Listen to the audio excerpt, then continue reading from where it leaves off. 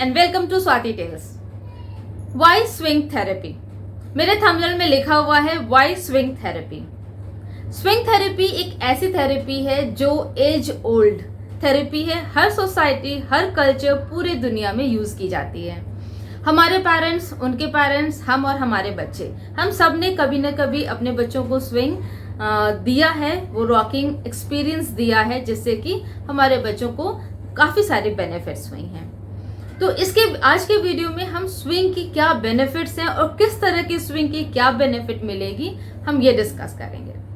But जो सबसे important reason है जिसकी वजह से आज मैं ये वीडियो बना रही हूँ, वो ये है कि स्विंग बहुत अच्छा वर्क करता है हमारे बच्चों के मेल्टडाउन्स को कंट्रोल करने में, टैंट्रम्स को कंट्रोल करने में और एंजाइटी को कंट्रोल करने में। ये एक तरह से सेल्फ हीलिंग थेरेपी है। बच्चे इसके इस्तेमाल से अपने आप को कुछ हद तक कंट्रोल कर पाते हैं। तो ये सब कैसे होता है आज के वीडियो में हम डिस्कस करेंगे। स्विंग थेरेपी के ऐसे तो बहुत सारे बेनिफिट्स हैं, लेकिन मैंने इनको 7 पॉइंट्स में क्लब किया है। Number 1, motor skill development. Motor skill development कैसे होगा? बच्चा अपना जोर से झूले को पकड़ेगा, उसकी उंगलियां मजबूत होंगी, उनका ग्रिप मजबूत होगा, उसकी कलाई मजबूत होगी, उसका शोल्डर मजबूत होगा। वो पूरे हाथ से अपने पूरे बॉडी के वेट को वो संभाल रहा है, तो उसके हाथ मजबूत होंगे। ठीक है। Number 2, develops coordination between muscles.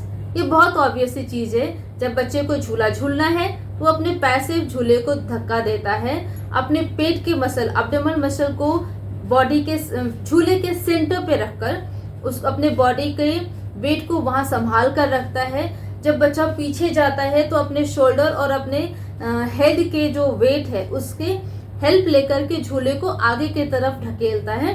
जब बच्चा आगे जाता है झूले में तो वो यूं झुक जाता है। क्यों?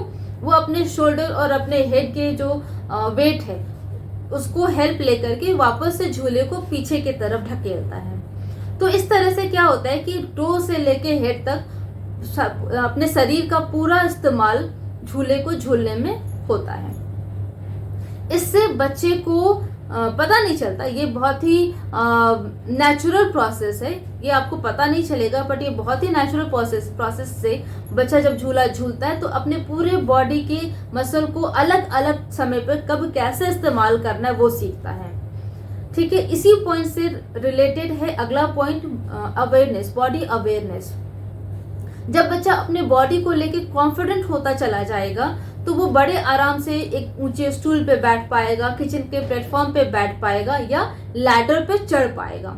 मैं सीढ़ियों की बात नहीं करी, मैं स्टेयर्स की बात नहीं करी, मैं लैडर की बात कर रही हूँ। अब लैडर पर चढ़ने के लिए क्या चाहिए? आप अपने मजबूती से अपने दोनों हाथ से लैडर को पकड़ते हैं, फिर अपने बॉडी को थोड़ा सा ऊपर की तरफ खींचते हैं और पैर की मदद से आप लैडर के ऊपर चढ़ते चले जाते हैं। ये तभी हो पाएगा जब बच्चा अपने बॉडी को बहुत अच्छी तरह से समझ जाएगा कि कैसे हैंडल करना है। पहले ढोलू को मैं देखती थी कि अगर कोई चीज दूर पर है तो वो झुककर यूं नहीं उठाता था, उठकर जाता था और लेकर वापस आता था। लेकिन जैसे जैसे बच्चा बड़ा होता जाता है, ये बॉडी अवेयरनेस उनमें बढ़ता चला जाता है, तो वो क्या करेगा? बड़े आराम से झुककर और अपनी चीज लेकर अपने बॉडी को कंट्रोल करते हुए बिना गिरे वापस अपनी जगह पर बैठ जाता है। ये सुनने में बहुत ही ऑब्वियस सा चीज लगता है, पर ये हमारे बच्चों के लिए बहुत चैलेंजिंग चीज होती है। तो ये फर्स्ट 3 पॉइंट्स हमने डिस्कस कर लिया। अब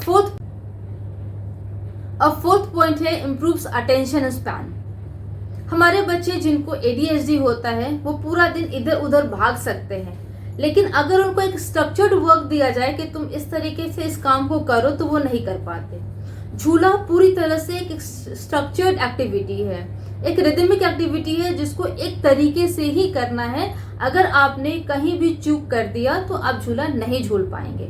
अगर आपने ठीक से हाथ से नहीं पकड़ा है या आपने सही समय पे पैर से धक्का नहीं दिया या सही समय पे आप आगे और पीछे नहीं झुके तो झूला झूलना आप नहीं कर पाएंगे। तो जैसे जैसे बच्चा इस काम को करता चला जाता है तो उसका उतना अटेंशन स्पैन बढ़ता चला जाता है। जैसे अगर मेरा बच्चा 1 मिनट भी झूले को अच्छी तरह से झूल लेता है, अगर उस स्विंग कर लेता है, तो उसका 1 मिनट का अटेंशन स्पैन है। अगर इसी प्रोसेस को इनकरेज करने के बाद वो 5 मिनट कर लेता है, वो 10 मिनट कर लेता है, तो मतलब 5 या 10 मिनट का अटेंशन स्पैन मेरे बच्चे का है। और ये एक बहुत बड़ी अचीवमेंट होती है ADHD बच्चों के लिए। तो एक ही तरीके से तो अटेंशन स्पैन बच्चे का झूला झूलने से बढ़ता है। और दूसरा तरीका ये है कि जब हम कोई भी फिजिकल एक्टिविटी करते हैं, न कि झूला झूलना, कोई भी फिजिकल एक्टिविटी करते हैं, तो हमारे दिमाग में ब्लड फ्लो बढ़ जाता है। उस ब्लड फ्लो बढ़ने की वजह से भी हमारा अटेंशन जो है वो इम्प्रूव होता चला जाता है। तो जब हम झूला झूलते हैं, वो एक फिजिकल एक्टिविटी है जिसकी वजह से हमारे दिमाग में ब्लड फ्लो बढ़ता है। उसके वजह से वो हमको हेल्प करता है अगेन वापस झूला को झूलने में, अपना अटेंशन लगाकर अपने काम को पूरा करने में। तो ये 2 वजह से हमारा जो झूला झूलने का प्रोसेस है, उससे हमारे बच्चे का अटेंशन स्पैन बढ़ता चला जाता है। अब आती है बारी लास्ट 3 बहुत इंपॉर्टेंट पॉइंट्स को डिस्कस करने की, कि कैसे एंजाइटी, टैंट्रम और मेल्टडाउन्स पे बच्चे के काम करता है, कैसे सेंसरी इनपुट्स मिलते हैं हमारे बच्चों को, और कैसे हमारे बच्चे के जो भी वेस्टिबुलर इनपुट्स, सीकिंग हो या अवॉइडिंग हो, इसके ऊपर वो कैसे काम करता है झूला। अब हमको अपने टॉपिक के सबसे इम्पोर्टेंट हिस्से में हम आ चुके हैं, तो चलिए उसको डिस्कस करें। तो अब हम बात करते हैं कि कैसे स्विंग थेरेपी हमारे बच्चों के एंजाइटी के ऊपर काम करती है। हमारे बच्चे कई बार अपनी बातों को एक्सप्रेस नहीं कर पाते, कुछ सेंसरी इश्यू होती है, कुछ स्कूल से रिलेटेड उनको टेंशन रहता है, पढ़ाई से रिलेटेड, उनके क्लासमेट से रिलेटेड टेंशन होता है, कई बार उनको अपने सिबलिंग से रिलेटेड टेंशन होते हैं, और उस पड़ोसियों से लेकर टेंशन्स होती हैं, एंजाइटी होती हैं। हमारे बच्चे कभी जैसे बाकी बच्चे हैं, अगर जू घुमा कर लेकर आ गए, अगर हम उनको मॉल में घुमा कर लेकर आ गए, किसी छोटी सी पार्टी को अटेंड करके आ जाते हैं, तो वो फ्रेश हो जाते हैं, 2-3 दिन के लिए वो तरोताज़ा हो जाते हैं। पर उल्टे हमारे बच्चे और परेशान हो जाते हैं। तो उनको इन छोटी छोटी परेशानियों से लड़ना झगड़ना पड़ता है। खुद भी उनको कहीं ना कहीं कुछ एक कामिंग एक्टिविटी देनी चाहिए, जिससे कि वो खुद ब खुद अपने आप को हिलअप कर लें। स्विंग इसमें बहुत ही हेल्पफुल रहता है। आप इस तरह से इस चीज़ को समझ सकते हैं कि जब हमारे बच्चे छोटे थे, तो कभी बीमार हो जाएं या उनको चोट लग जाए, तो हम अपने लैप में बिठाकर उनको इस तरह से रॉकिंग और कामिंग मूवमेंट देते थे, या उनको यहाँ रखकर ऐसे ऐसे रॉकिंग और कामिंग मूवमेंट देते थे। इसका मतलब क्या है कि मैं तुम्हारे साथ हूँ और तुम इस रिदम के साथ अपने बॉडी को और अपने दिमाग को रिलेट करके शांत हो जाओ, उसके साथ कोऑर्डिनेट करके अपने आप को तुम शांत कर लो। तो ये एक सेल्फ हीलिंग प्रोसेस होता था, जो कि बच्चे अपने आप खुद को शांत कर लिया करते थे और मूव ऑन करते थे। इसी तरीके से अगर हमने अपने घर में कोई झूला इंस्टॉल कर लिया और बच्चा हमारा आधे घंटे या 1 घंटे उसको इस्तेमाल करता है, धीरे धीरे भी इवन अगर झूले पे बैठकर हिलता डुलता रहता है, तो उस रिदम में वो इन्वॉल्व होकर के अपनी बहुत सारी एंजाइटी, अपने बहुत सारे स्ट्रेस को भुला सकता है, उसको कवर अप कर सकता है। ऐसा नहीं है कि जो झूला है वो सिर्फ हमारे बच्चों के एंजाइटी के ऊपर काम करता है। इवन एडल्ट्स हो या बूढ़े लोग हो, हर एज हर तरह के लोगों के एंजाइटी के ऊपर झूला बहुत अच्छा वर्क करता है। यही रीज़न है कि दुनिया के हर कोने में, हर सोसाइटी में, हर कल्चर में आप देखेंगे कि झूला इस्तेमाल किया जाता है। जिनके पास भी थोड़ा सा स्पेस हो, वो एक शौक से एक झूला को ज़रूर इंस्टॉल करते हैं और उसके ऊपर सुबह या शाम या कभी भी अपना समय व्यतीत करते हैं। ठीक है, तो ये एक चीज़ हो गई। इवन आप कहेंगे कि हम प्लेग्राउंड लेकर जाते हैं अपने बच्चों को और वहाँ पर अपने बच्चों को झूला देते हैं, तो इतना काफ़ी है, या थेरेपिस्ट जो हैं वो झूले देते हैं हमारे बच्चों को, तो वो काफ़ी, पर ऐसा नहीं होता। प्लेग्राउंड में क्या होता है कि एक लिमिटेड एक्सेस होता है, और इवन थेरेपिस्ट के पास भी जब हम जाते हैं तो उनको अपनी कुछ एक्टिविटी करानी रहती है, या एक खास सर्टेन समय में ही वो उस काम को पूरा करना रहता है। पर अगर आप बच्चे के लिए घर पर ही एक झूला इंस्टॉल कर देंगे, एक स्विंग का इंतजाम कर देंगे उनके लिए, तो वो उसके ऊपर उनकी मर्जी, वो रात के 12 बजे भी अगर चाहे तो उसको इस्तेमाल कर सकते हैं, कोई उनको रोक टोक करने वाला नहीं है। दूसरे, अगर उनमें ये आदत डेवलप हो जाती है कि कभी कुछ नहीं समझ में आ रहा तो झूले पे बैठ गए, कोई खिलौना हाथ में लेकर के खेलते हुए झूले पे बैठ गए, बच्चा थोड़ा बड़ा हो गया, रीडिंग खुद से करता है तो अपनी बुक लेकर झूले पे बैठ गया, अपनी रीडिंग कर रहा है और धीरे धीरे धीरे धीरे उसके ऊपर रॉकिंग कर रहा है। तो ये जब अगर आदत बढ़ जाएगी ना उनकी, तो आपको पता भी नहीं चलेगा कि कितनी सारी एंजाइटी नेचुरल तरीके से उन्होंने बर्स्ट आउट कर लिया। एक रीज़न तो ये है। और दूसरा रीज़न होता है कि जब भी हम कोई भी फिजिकल एक्टिविटी करते हैं तो हमारे शरीर में ही एक केमिकल पैदा होता है, बनता है, जिसको हम कहते हैं एंडोर्फिन। ये केमिकल जो है वो अपने आप ही हमारे शरीर में बनता है और हमारे शरीर के हमारे मतलब फिजिकल और मेंटल कोई भी तकलीफ होती है तो उसके ऊपर वो वर्क करता है। ये एक तरीके का पेन किलर होता है जो हमारा शरीर खुद से ही बनाकर और उसको उससे हमारी जो तकलीफें होती हैं उनके साथ उसको लड़ता है। तो ये एक दो बहुत ही इम्पॉर्टेंट रीज़न है जिसके वजह से हमें अपने घर में बच्चों को झूला जरूर से देना चाहिए। अब बात होती है कि किस तरीके का झूला देना है। हर बच्चे की अलग अलग तरह की रिक्वायरमेंट होती है तो उसके हिसाब से ही हमको उनको झूला देना होता है। तो ये हम आगे बात करेंगे।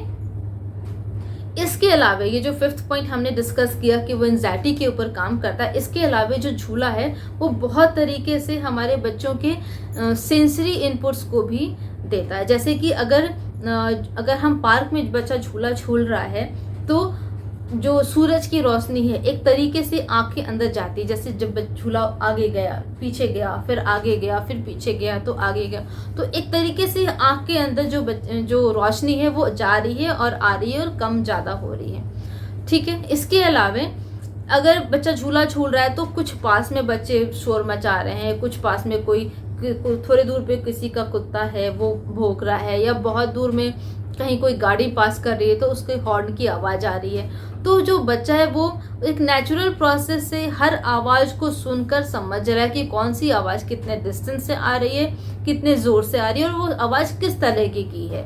ठीक है। तो ये सारी जो चीज़ें होती हैं ये बच्चों को हम एक्सपीरियंस करने देंगे तो जो बच्चा है वो अपने इन्वायरमेंट के साथ बहुत कंफर्टेबल होता चला जाएगा। तो अब हम बात करेंगे कि कैसे स्विंग थेरेपी हमारे बच्चों के वेस्टिबुलर सेंसरी इश्यूज के ऊपर काम करता है। पर ये समझने से पहले हम बात करते हैं कि वेस्टिबुलर सेंसरी सिस्टम होता क्या है। बहुत सिंपल शब्द में समझें तो ये है, कान के अंदर कुछ फ्लूइड होता है जो हमारे जब हम अपने सर को मूव करते हैं तो वो फ्लूइड भी मूव होता है और मूव होने पे हमारे सेंट्रल नर्वस सिस्टम को वो इंफॉर्मेशन देता है कि हमारे सर का, हमारे हेड का पोजीशन अभी क्या है। अगर आप मूवमेंट कर रहे हैं, आगे पीछे जा रहे हैं या किसी डायरेक्शन में जा रहे हैं तो ये सारा इंफॉर्मेशन, ये जो फ्लूइड होता है वो हमारे नर्वस सिस्टम को देता है। तो हमारे कुछ बच्चे होते हैं वो चाहते हैं इस इनपुट को ज़्यादा से ज़्यादा लेना, वो चाहते हैं कि ये जो फ्लूइड है और ज़्यादा मूवमेंट करे और हम वो इंफॉर्मेशन अपने सेंट्रल नर्वस सिस्टम को दें। तो वो क्या करते हैं, वो इस तरह से रॉकिंग करते हैं ताकि वो जो फ्लूइड है वो ज़्यादा मूवमेंट करे। वो ऊपर से नीचे कूद जाते हैं, वो बहुत दौड़ भाग करते हैं क्योंकि वो उनको वो वाली इंफॉर्मेशन ज़्यादा चाहिए। अब अगेन कुछ बच्चे होते हैं जो नहीं चाहते कि ये इन्फॉर्मेशन उनको ज़्यादा मिले, तो वो एवॉइडर्स होते हैं। ठीक है। और दोनों ही केस में जो स्विंग थेरेपी है उनके ऊपर काम करता है, बस उसको यूज़ करने का तरीका अलग होता है। जैसे कि अगर हमारा बच्चा सेंसरी इनपुट्स को, वेस्टिबुलर सेंसरी इनपुट्स को एवॉइड करता है तो उन बच्चों को झूला पे बैठना बिल्कुल पसंद नहीं आएगा। क्यों? झूला पे बैठते ही आप उसको मूवमेंट देंगे तो ये जो मूवमेंट है वो उनको पसंद नहीं आएगा, जो कान के अंदर मूवमेंट होगा वो उनको पसंद नहीं आएगा। तो उन बच्चों को बहुत ही पेशेंटली इनकरेज करना होता है कि आप झूला पे बैठिए, मैं आपको धीरे धीरे हिलाऊंगा, और बहुत ही धीरे धीरे शुरू करना होता है और उसको थोड़ा थोड़ा मूवमेंट दे करके उनको इनकरेज करना होता है। एक सिस्टमैटिक तरीके से उनको वो मूवमेंट देना होता है और उनको इनकरेज करके ये उनको झूला झुलाना होता है। आपने 10 टाइम्स उसको आगे पीछे कर लिया, 10 टाइम्स आपने उसको लेफ्ट एंड राइट कर लिया। ठीक है। फिर आप 2 या 3 महीने के बाद उस नंबर को बढ़ाते चले गए। ये हो गए वो बच्चे जो वेस्टिबुलर सेंसरी इनपुट्स अवॉइड करते हैं, वो नहीं चाहते, तो हमें उनको देना है, ठीक है। अब कुछ बच्चे होते हैं जो कि चाहते हैं कि उनको ज़्यादा इन्फॉर्मेशन मिले, वो वेस्टिबुलर सेंसरी इनपुट सीकर होते हैं, उनको चाहिए होता है। अब अगर किसी बच्चे को कुछ चाहिए, हमें क्या बताते हैं कि जो सेंसरी इनपुट्स चाहिए उनको, तो वो देना होता है आपको, आप मना नहीं कर सकते, उनको देंगे, लेकिन उसका तरीका अलग हो जाएगा, वो सिस्टमैटिक तरीके से नहीं देंगे। हम क्या करेंगे, उसको अनऑर्गेनाइज तरीके का देंगे। उसके लिए सबसे अच्छा होगा कि आपने अपने घर में टायर का जो ये होता है, टायर वाला जो झूला होता है वो आपने दे दिया। अब टायर के साथ वो बच्चा एक तरीके से तो झूल नहीं पाएगा, वो मूवमेंट एक तरीके का तो हो नहीं पाएगा, एक रिदम में नहीं हो पाएगा, तो वो उनके लिए अच्छा होगा। आप उसमें उनको स्पिन करा सकते हैं, या 2-3 बच्चे अगर साथ में खेलें तो सब बच्चे अलग अलग तरीके से उसको मूवमेंट करेंगे, तो उसको अलग अलग तरीके का मूवमेंट मिलेगा, वो उन बच्चों के लिए वो ज़्यादा अच्छा होता है। अब यहाँ पे ध्यान देने वाली एक और बात है कि जब बच्चे को झूले पे स्पिन कराते हैं तो एक चीज़ ध्यान देना है कि आपके बच्चे को सीजर्स नहीं आते हों। अगर बच्चे को सीजर आता है तो स्पिनिंग उनके लिए बहुत ख़राब चीज़ है। अगर आपके बच्चे को कुछ हार्ट प्रॉब्लम है तो अगेन उनको स्पिनिंग बहुत ख़राब चीज़ है। तो ये बहुत ही सोच समझ कर करने वाला एक काम है। आप अपने घर पे अपने पार्टनर से बात कीजिए, अपने एल्डर्स से बात कीजिए, आप थेरेपिस्ट से बात कीजिए, आप तरीके से एक नोट्स बनाइए कि एग्जैक्टली आपके बच्चे को किस तरह की चीज़ों की ज़रूरत है। आखिर आपने अपने घर में झूला लगाने जा रहे हैं, तो ये 7 पॉइंट में से आप क्या क्या बेनिफिट लेना चाहते हैं, किस किस बेनिफिट के साथ आप आगे बढ़ना चाहते हैं, उसको पहले ध्यान दीजिए। इनमें से कौन से बेनिफिट आपके बच्चे के लिए ज़रूरी है और उसके लिए एग्जैक्टली किस तरीके का झूला उसको चाहिए, उस तरीके का चीज़ के ऊपर आप बात करके, और मैं बोलूँगी आप सभी लोग अपने घर में एक झूले के इंतज़ाम ज़रूर कीजिए, और अपने बच्चों की जो भी एंजाइटी है या जो भी दूसरे तरह के सेंसरी इश्यूज़ हैं उसको सॉर्ट आउट कीजिए। और हम फिर से मिलेंगे अपने दूसरे वीडियो में। Thank you very much.